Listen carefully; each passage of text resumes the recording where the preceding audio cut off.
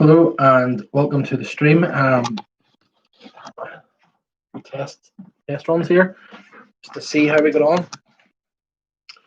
So in this stream, I'm going to be talking about Leeds United. It was a friendly today. Talk about that, how the players have been getting on in international duty, and some other transfer news. So we will be bringing you all that information over the sort of next 5 or 10 minutes or so. So, to begin with, then, anyway, Leeds had a friendly today against Pacos de Ferreira, Portuguese team. I think they finished about maybe it was 13th, possibly, in Portugal last season. So, the friendly was played at Thorpe Arch, Leeds United's training ground. The team was slightly different to the team that played against Stoke City the other day, with the main change being Tyler Roberts coming in and starting in place of Hilder Costa. So that left in the team was Casilla and goal. Defence was Ealing, Douglas, Strook, and Casey. Davis, Shackleton, Harrison, Roberts, Hernandez, and Bamford all started as well. So the game started off. I know there's highlights on the official Leeds United YouTube page. They're about 6 minutes long, and I think the game was on live for LUTV subscribers. And so Leeds actually they went behind. Went behind in the first half, but about a minute later, they equalised. Tyler Roberts was brought down for a free kick just in the very corner of the box. Barry Douglas put the ball in, and Strook managed to get his head onto it, and it looked like I think it hit the defender, or the goalkeeper, sorry. The goalkeeper kind of almost made the save, but didn't quite, and it trickled over the line. After half time, Leeds then went 2-1 up. Pablo Hernandez scored. Patrick Bamford actually intercepted a pass back to one of the Portuguese team's defenders and made his way down the right wing, played the ball across the box. There was a couple of Leeds men sort of a wee bit ahead of the ball, and it looked like one of them was going to try and come back, but Pablo managed to come back just around the centre of the goal from about 18, maybe 19 yards out, and struck it on his right foot, went in the top corner. It was a lovely finish, good goal. Good to see Pablo hitting a bit of form just before we start the real stuff next week. And then the other goal was Hilder Costa. It was Bamford again. I think there was a throw-in on the left, and the ball was played. It came bouncing to Bamford, and he just played like a wee sort of dink over the defence, and Costa got on the end of it and scored. Their goal, the less said about it, probably the better. Pretty poor defending. We lost possession. It was our throw-in on the edge of the box, and I think it was Ealing took it. He tried to find Pablo, and they intercepted it and managed to move the ball down the right wing. Kiko Casilla again, he didn't cover himself in glory with the goal. It was quite poor, but he kind of come out and tried to narrow the angle a bit, and the ball was just kind of played through his legs, and then the other guy just tapped it in. But 3-1. There was also run-outs with the team here.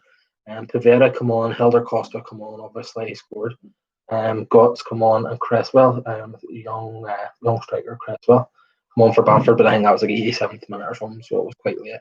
But yeah, so another run out for most of the team, and then obviously there's a few more of our players out on international duty at the minute. So I've got a wee update here of who was on international duty, how they got on, who played, who didn't play. So I have Stuart Dallas, 90 minutes for Northern Ireland. They drew 1-1 with Romania. Dallas played the full game, so it's good. At this stage, just with this season and the way things are, you're desperate to get your players on international duty to get some minutes. So it was good to see Dallas getting 90. Click also got 90 minutes for Poland. They lost to the Netherlands. Liam Cooper didn't play. He was in the Scotland squad, but he didn't get on in their 1-1 draw against Israel. The goalkeeper Messley, he's with France under 21s, but he didn't even get on the bench. They have a couple of more experienced goalkeepers, so he's in the squad. He's probably still only 20. They have a couple of guys who are like 21, 22, so they played. He wasn't on the bench. Rodrigo played the full 90 minutes against Spain for Spain against Germany, and he actually set up the equaliser in the last minute. He won the ball in the box and headed it towards Gaia, the Valencia fullback, and he headed in. To equalise. Robin Koch, he came on as a sub for Germany in that game. The England game, at the time of recording here, the England game was just over, and Calvin Phillips didn't get on for England. So it's probably something where we'll be looking at the next England game. The way that England game developed, to be honest, it probably just wasn't really set for Phillips, just the way, because it was 0-0 for a long time, and Phillips then would have been looking for, you'd probably be looking to bring on more attacking players, which obviously has cost Calvin an opportunity to make his international debut. So hopefully he'll get some minutes. Maybe it must be maybe Tuesday England play again. Hopefully he'll get some time then. Just another couple of things to touch on before we go, but let's have a look.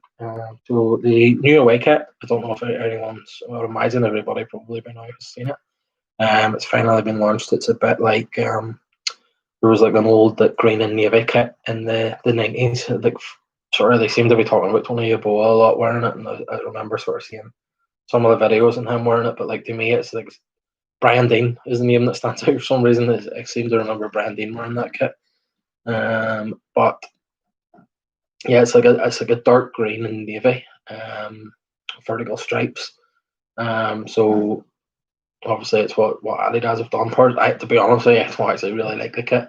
I was hoping they'd have went for something brighter, something touching the yellow and blue. Touch on that and go for something like that. But that's the one, and we'll see. Obviously, with the excitement of this season and being back in the Premier League, it'll probably sell well. But we'll see how that goes. Other news: we have the Carabao Cup. The draw is due to be made tomorrow on Sunday.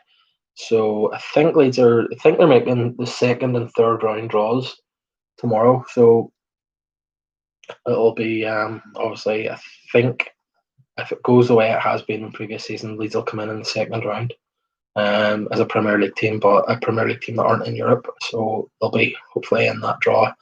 Obviously, it's a Carabao Cup. It doesn't necessarily really matter, but it's probably in this season where things are obviously going to be a bit tougher. You're just going to be having to go up against tougher opposition every week. It would be nice to get a few wins in the cup, just to kind of get the winning ways going and get off to a good start.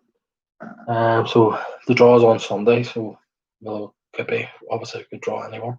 But hopefully we get a couple of wins. Maybe someone lower division at home would be a nice place to start. Transfer updates. So in my last video, we talked about the Croatian defender Josko Gvardiol. Seemingly that looks likely to happen. There's been some updates by Fabrizio Romano, who seems to be one of these transfer gurus, who seems to be close to and on the ball with all things that's going on. And he says that the deal looks to be quite close. There's negotiations. He also touched on the Rodrigo de Paul situation and says that while he's still negotiating, Leeds are still negotiating with Udinese. It's still ongoing. It's gone a bit quiet, obviously, with some rumours that the player himself wants to go to Juventus, which at the end of the day, if you're playing in Italy, and you want to win medals, trophies, if Juventus come in, you're probably going to want to go there.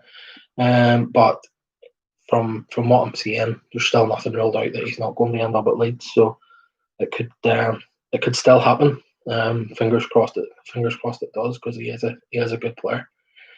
Another player who I was quite interested to see linked with Leeds is we actually talked a wee bit about him in the last podcast, or in the last video we done.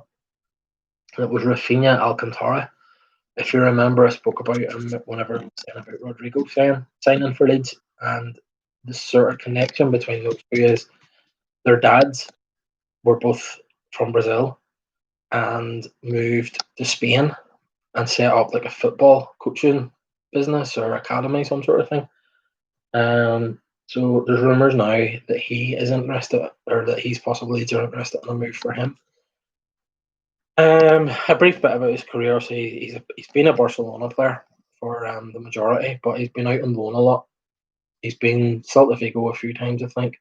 I think he might have been in Italy, possibly with Roma at one stage. But yeah, to me, I watch a lot of Barcelona. I watch a lot of Barcelona games, and I've been following Barcelona as a club for a long time. He's somebody that, to be honest with you, I really rate him. I think he's a very good player, but for some reason, Barcelona just don't seem to be that interested in him. But like, to me, obviously, if you're not good enough for Barcelona, it doesn't necessarily mean you're a bad player. You're maybe just not ready for that full on elite level. But he certainly seems like, to me, um, he's a talented player, someone who he scores some exceptional goals. For Barcelona, he's quite attacking. Um, Barcelona I think his best position is probably as like an attacking midfielder. But Barcelona tended to play him as like almost any time they were playing like maybe like a four in midfield, he would be kind of on the right side of that, so almost like a right midfielder. Um, Obviously, whenever you're playing this sort of system, Barcelona plays, normally they're going to be playing more 4-3-3, and Messi has generally been in that right hand side. Some of the tougher games and stuff, some of the managers did go with the four across midfield, and Rafinha was playing the right of that. But I do think, as I say, he's definitely better in that sort of attacking midfield role. So again, he's another option there where if if we're going to have to limit the minutes that Pablo's getting, which he had to do last season and will probably have to do again this year. In my opinion, he's a very good player. The rumor is about 14 million. It would cost to sign him, which I think it's a good deal. I think he's 26, maybe 26, 27. So, he's a wee bit younger than Rodrigo. I think he's similar in age, maybe a wee bit. Maybe I think Rodrigo de Paul's maybe around the same age. So maybe he's about 26 as well. But they're probably, I would suggest, either or. You probably not get Rodrigo de Paul and Rafinha. But again, it's players. It's people that have been around the game. They've been at big clubs. They've seen big played in big matches. It's stuff that to me is only going to be a good addition to Leeds United. And personally, whatever one they get, if they get either Rafinha or Rodrigo de Paul, to me they'd be good signings, great additions to the club, and it would give me a lot of positivity about what's going to happen next season. So that's all I have for now. Obviously, there'll probably be more developments. I'll do another video in a couple of days. Seeing what happens with transfers. Obviously, if anything happens, I'll bring the video forward. But until then, thanks for watching this one, and I'll be in contact again soon as we have something to report. And if there's nothing urgent, I'll come back in a couple of days with some more updates on who got minutes and who didn't on the international games. So thanks for watching, and don't forget, hit subscribe, hit like. I'm trying obviously to start this YouTube. It's obviously it's something that's on your name. I'm kind of learning as I'm going along. So if you've anything to say, anything you think I could be doing better, give me a shout, and I'll be happy to take the advice on board, particularly obviously if you've any experience in this area. But for now, thanks for watching, and I'll be in contact with you soon. Thank you.